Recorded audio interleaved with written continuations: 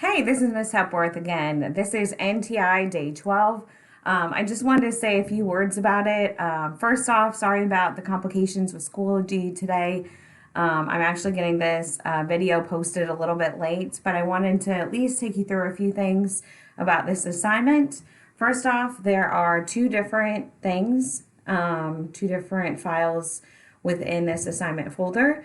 The first one is actually an article, and the article looks like this. This should be familiar.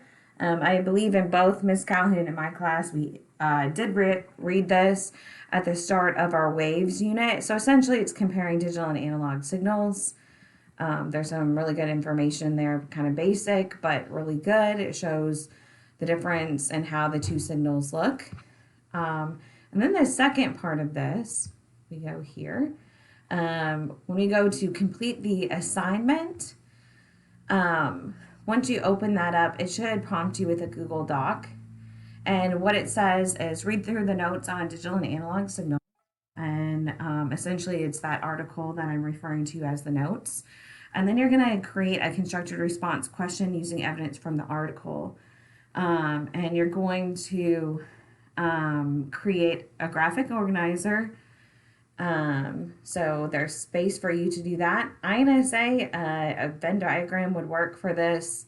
If you want to do a variation of the short answer extended response, that would be perfect as well.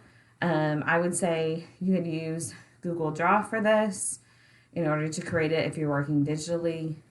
And then this is your actual extended response essay. So this is your prompt itself.